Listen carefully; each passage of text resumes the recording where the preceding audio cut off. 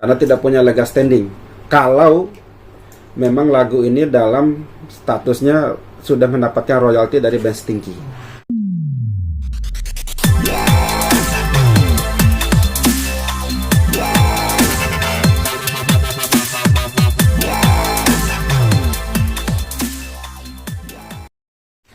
Jadi gini, semenjak dibentuknya Undang-Undang Nomor 18 Tahun 2014 terkait dengan hak cipta dan merek itu memberikan economy rights atau firmament right terhadap pencipta lagu sebagai bentuk penghormatan terhadap karyanya.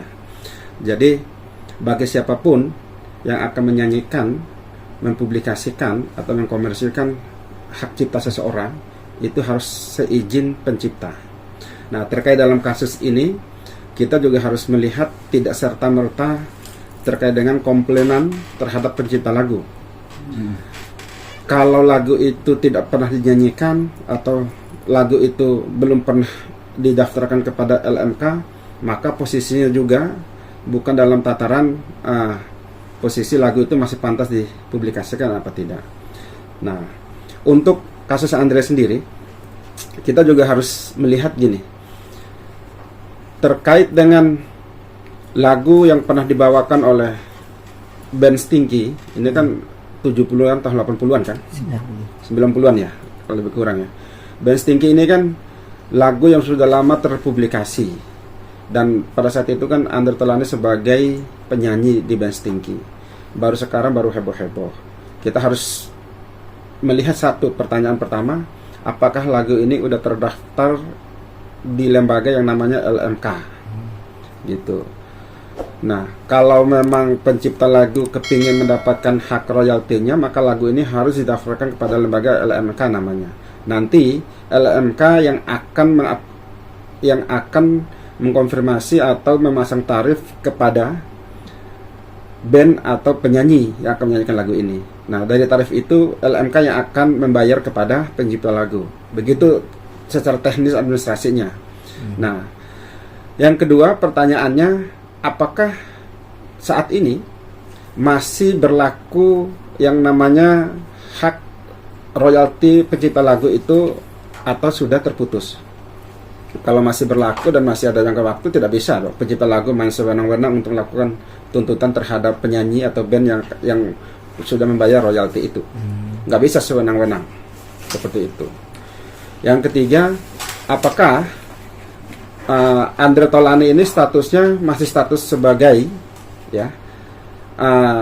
penyanyi di band Stinky atau sudah solo karir?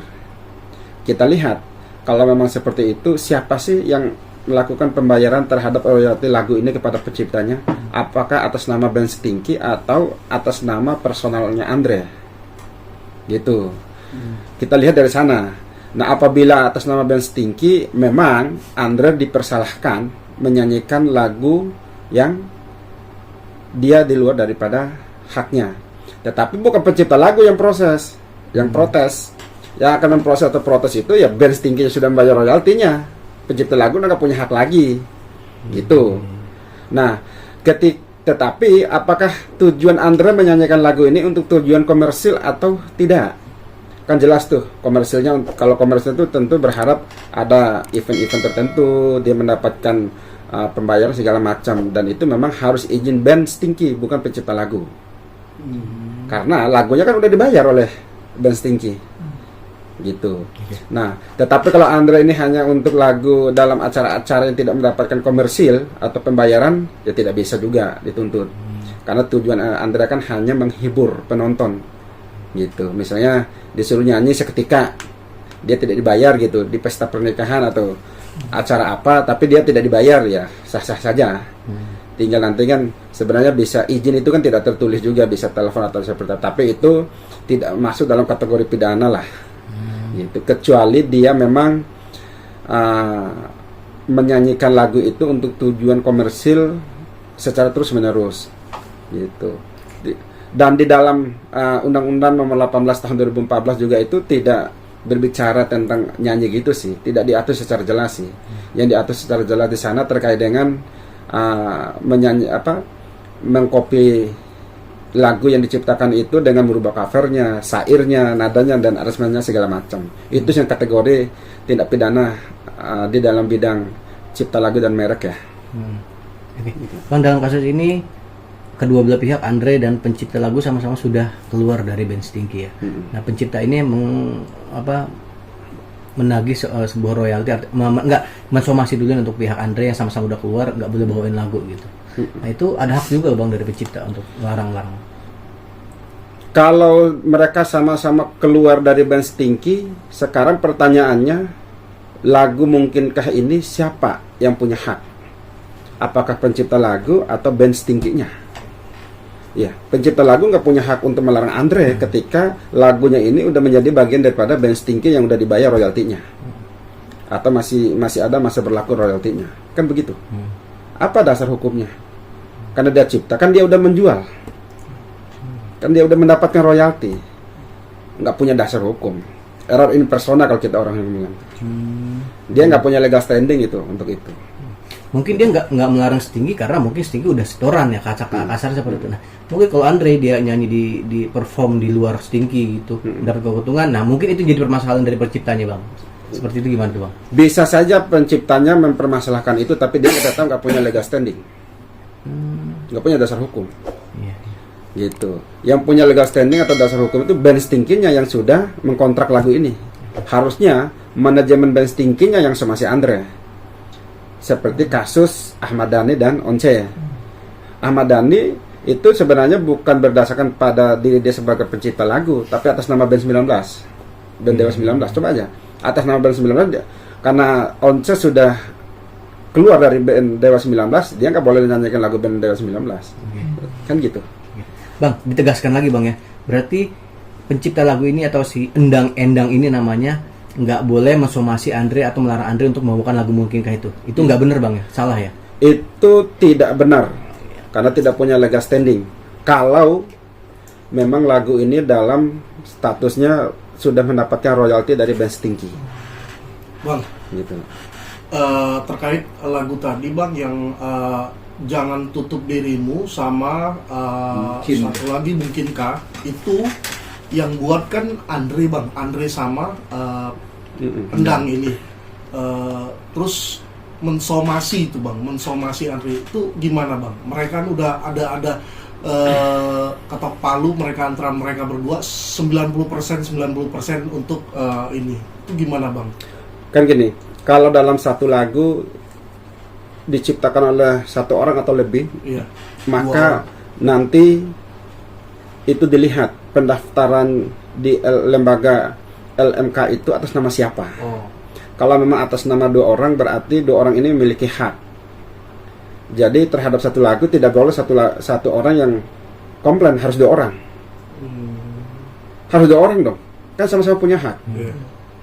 Gitu. Kalaupun di dalam penciptaan lagu itu masing-masing pembagian royaltinya 50-50, 90 atau 10%, terserah itu. Tetapi yang punya legal standing, yang melakukan pelarangan terhadap siapapun yang melakukan komersil atau copy paste terhadap lagu ini harus 2 orang. Nggak boleh 1 orang. Terkecuali 1 orang ini mendapatkan kuasa dari yang 1 orang ini untuk menegur atau mensomasi kepada pihak-pihak yang melakukan pelanggaran terhadap hak cipta itu. Nggak bisa dong punya kewenangan. Emangnya di dalam lagu itu bisa dibagi? Kamu ciptakan ini, saya ciptakan ini. Kan lagu itu satu kesatuan, bukan sepotong-sepotong syairnya. Bang, terkait somasi yang sudah dilayangkan sama pihaknya Endang, ini baru sekali somasi. Nanti ada 2 kali somasi. Dan apabila tidak ada dari pihak Andre bersuara, maka akan melaporkan hal ini ke ranah hukum. Itu gimana? Boleh Bang? Bisa itu? Ya sah-sah saja menurut persepsi hukumnya dia. Tapi tidak ada kewajiban seseorang untuk membalas somasi. Somasi itu kan sebuah produk yang dikeluarkan oleh pengacara, ya, sebagaimana amanah daripada undang-undang advokat tentang advokat itu. Dan somasi ini bersifat kan teguran. Apa sih isi somasi itu? Ya isinya adalah uraian singkat tentang peristiwa, dasar hukum dan teguran. Kan itu isi somasi. Nah, Apakah ada kewajiban seseorang untuk membalas somasi? Tidak ada. Nah, tetapi kalau memang punya argumentasi yang kuat atau dia kepingin mengambil sebuah legal action atau langkah hukum, itu tindakan-tindakan itu ya dia sepanjang punya dasar sah-sah saja untuk melapor polisi. Pengujian nanti kan di penyidikan. Tetapi kalau memang posisi seperti saya bilang tadi, pencipta lagu ini sudah mendapatkan royalti dan masih berlaku tentang kontraknya itu, pencipta lagu sudah nggak punya hak sama sekali untuk melarang siapapun menyanyikan lagu itu, karena udah dialihkan itu haknya. Bang, terakhir dari saya Bang, seberapa kuat seorang pencipta lagu menguasai atau memiliki sebuah lagu itu dan dia punya hak untuk melarang ini untuk menyanyikan, seberapa kuat Bang? Dia dilindungi oleh undang-undang. Dia sangat kuat untuk melarang kalau dia belum pernah mendaftarkan atau dia belum pernah mendapatkan royalti dari siapapun terhadap lagu itu. Tetapi ketika lagu ini udah dijual, ketika lagu ini udah masuk dalam kontrak, ya tidak bisa lagi dia punya hak untuk melarang. Nggak boleh dong sewenang-wenang untuk melarang siapa dia, pertanyaannya. Gitu. Bang, dari saya bang kan ini juga ada tadi kebetulan juga launching ada namanya Stinky Ribbon. Dia juga kan nggak dikoordinasi nggak konfirmasi bahwa ada band baru yaitu Ribbon Stinky. Itu gimana Bang? Dan kedua, dia menyanyikan lagu-lagu dari ulangan Stinky itu gimana Bang? Kalau pembentukan sebuah komunitas baru, ya sah-sah saja, Stinky Ribbon kan. Tetapi etikanya harus tetap minta izin kepada pemilik merek. Itu namanya merek. Stinky itu udah terbentuk dalam merek, gitu. Nah, peristiwa seperti ini terkait dengan Warkop Ribbon kan? Ingat nggak kasus Warkop Ribbon? Iya, gitu. Harus izin dong, walaupun udah meninggal itu, tapi kan masih ada Bang Indro, atau masih ada keluarga atau ahli warisnya, harus izin minimal. Nggak boleh main. Nah, merek juga tuh kan ketika kita menjiplak merek pidana juga. Nggak bisa. Mentang-mentang Andre dulu penyanyi Stinky, dia dikeluarkan, lalu dia bentuk Stinky Ribbon, nggak boleh. Karena merek itu dipegang oleh band Stinky, bukan Andre-nya. Gitu. Tapi kalau kita geser posisinya mensomasi masalah itu gimana Bang? Tetap lihat kewenangannya. Kewenangan pencipta lagu atau siapa ini ya harus dilihat. Dia masuk ke dalam konteks apa? Konsepnya dia itu seperti apa? Gitu. Ya kalau kita lawyer kan melihat ketika ada seseorang menuduh klien kita melakukan suatu tindak pidana misalkan atau pelanggaran hukum, ya kita melihat itu dari berbagai segi. Bukan hanya wacana sesederhana orang berpikir, oh dia pencipta, dia berhak untuk menuntut, nanti dulu. Ketika dia menuntut tentang undang-undang itu ada unsur-unsurnya, ada definisi-definisi yang harus kita pahami. Tidak sesederhana itu cara memahaminya. Tapi kan band Stinky Ribbon ini kan dinaungin dengan Stinky, Andre Stinky, ya kan. Nanti suatu saat band Ribbon itu tur kota dan menyanyikan, mungkinkah itu punya hak gak dari pihak Endang untuk somasi atau minta ganti rugi? Endang punya hak untuk melakukan somasi atau minta ganti rugi kalau memang dinyanyikan oleh band yang bukan yang melakukan perjanjian atau kesepakatan menyanyikan lagu itu.